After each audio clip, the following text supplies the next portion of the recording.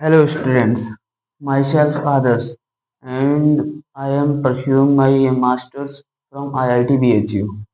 Now we will discuss about some important question of physics of BSc first semester. ये सारे questions जो mathematical physics and Newtonian mechanics का BSc first semester में exam होता है उसके लिए सारे इम्पोर्टेंट क्वेश्चन मैंने रेडी किए हैं। तो उसमें सबसे जो इम्पोर्टेंट क्वेश्चन होते हैं लगभग यही होते हैं। इसमें से तुम्हें लगभग 75% पेपर तो मिल ही जाएगा। मिल तो लगभग 75% प्लस का जाएगा, बट इतने की तो मेरी गारंटी रही कि 75% इसमें से आना ही आना है। जो वेस्ट हर एक यूनिवर्सिटी में सबसे अच्छा अगर तुम्हें क्लियर करना है एग्जाम कुछ ही दिनों में, तो ये क्वेश्चन तैयार कर लो, ये टॉपिक सारे, और हो ही जाएगा क्लियर पक्का। 75% प्लस क्वेश्चंस तो इसी टॉपिक से मिलेंगे तुम्हें फिजिक्स में। फिजिक्स जो mathematical physics and Newtonian dynamics का, न्यूटोनियन ऐसे ही कुछ करके, mathematical physics and Newtonian mechanics का जो एग्जाम होता है बीएससी फर्स्ट सेमेस्टर में, उसके लिए सबसे इम्पोर्टेंट क्वेश्चन पेपर जो हर एक क्वेश्चन पेपर में पूछे गए हैं, ये रहे सारे क्वेश्चन। गॉस थ्योरम ये तो सबसे पहले ही पढ़ना है। सबसे पहले अगर कहीं से शुरुआत करो तो गॉस डाइवर्जेंस थ्योरम से करना, क्योंकि ये लगभग हर एक यूनिवर्सिटी में मिलेगा तुम्हें, और स्पेशली एमजेपीआर यूनिवर्सिटी और जो गुरु जम्बेश्वर यूनिवर्सिटी अभी ओपन हुई है, उसमें ये सबसे ज़्यादा चांसेस हैं इसके आने के। और ये नहीं आया तो ये आएगा, इन दोनों में से एक तो आना ही है, स्टोक्स थ्योरम में से या फिर गॉस डाइवर्जेंस थ्योरम में। ठीक है, और फिर उसके बाद करना है ग्रीन्स थ्योरम। ये लगभग 15 से 20 मार्क्स का वेटेज रखता है यही क्वेश्चन, ये आएगा या फिर ये आएगा, और ज़्यादा चांस हैं गॉस डाइवर्जेंस थ्योरम के। तो ये तो जरूर ही पढ़ना है। मोस्ट इम्पोर्टेंट अगर कहें तो वेरी इंपॉर्टेंट क्वेश्चन हमारा ये रहा, गॉस डाइवर्जेंस थ्योरम। एंड अगर इसे भी बोले तो इम्पोर्टेंट, और इम्पोर्टेंट तो लगभग सभी है, बट अगर किसी के पास किसी यूनिवर्सिटी में कल एग्जाम है या परसों एग्जाम है, तो जिन पर वेरी इंपॉर्टेंट जो लिखा है सबसे पहले वही पढ़ने हैं। और केपलर्स लॉ ये भी बहुत ही इम्पोर्टेंट है, वेरी इंपॉर्टेंट है ये भी लगभग हर एक एग्जाम में आता ही है। Kepler's law, Kepler's law of orbit orbit motion के जो होते हैं, और ये differential equation of forced oscillation, force oscillation के बहुत आता है। Forced force force harmonic oscillator, for harmonic oscillator सबसे इम्पोर्टेंट क्वेश्चन ये भी रहा, ये और गॉस डाइवर्जेंस थ्योरम। एंड ये जो है expression of moment of inertia, ये भी बहुत इम्पोर्टेंट है, ये भी हर एक एग्जाम में पूछा ही जाता है तुम्हारा। ये तो कंपटीशन में भी आता है, जैसे कि जेई वगैरह या फिर जिसमें भी है, ये सबसे ज़्यादा पूछा जाता है। इस पर भी वेरी इंपॉर्टेंट ही लिख लो, ये expression of moment of inertia and potential due to spherical shell, ये भी कई बार पूछा गया है, रिपीट होता रहता है, ये हर एक यूनिवर्सिटी में रिपीट होता है। और एमजेपीआई यूनिवर्सिटी में तो कई बार आया है।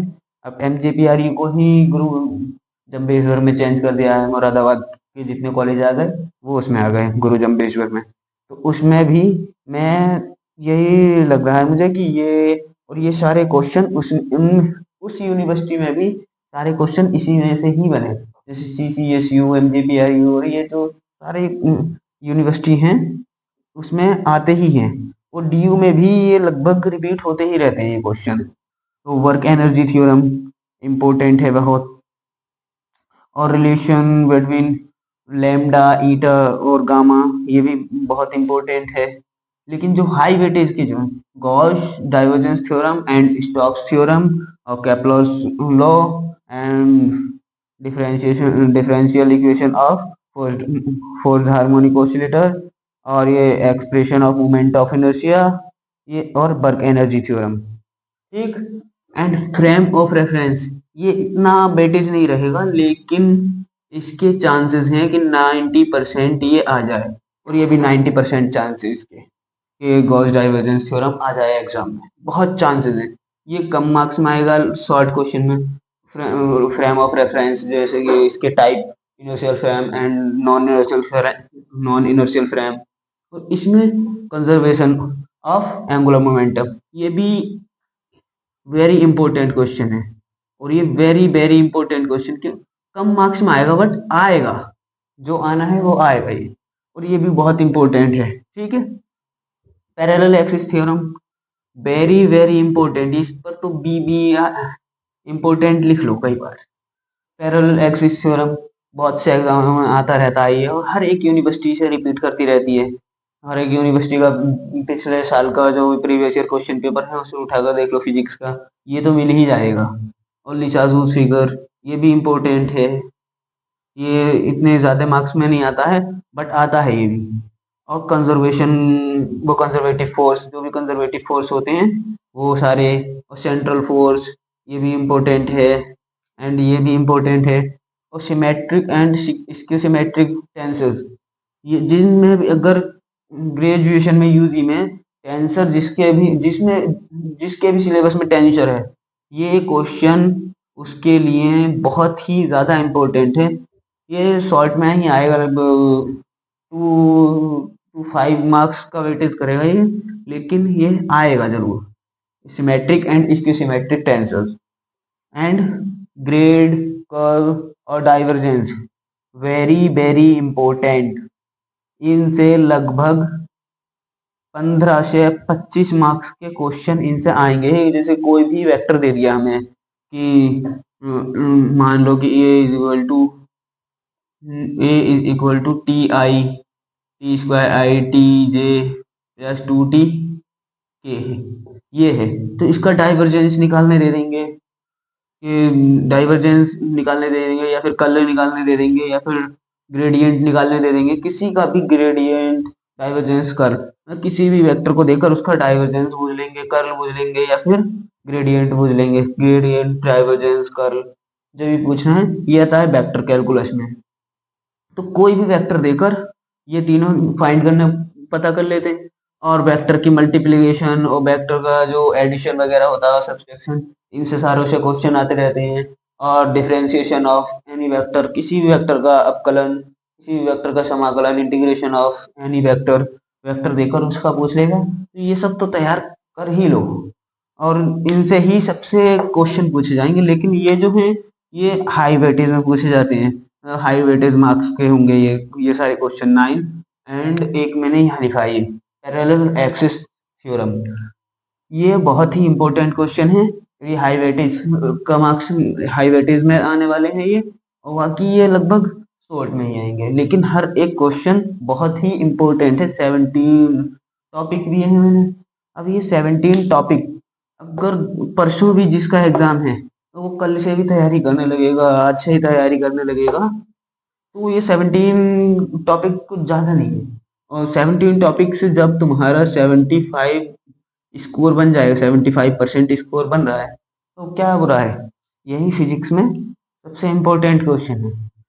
और अब मैं इन्हें नेक्स्ट नेक्स्ट क्लास में एक एक करके इन्हें सबको सॉल्व भी कराऊंगा।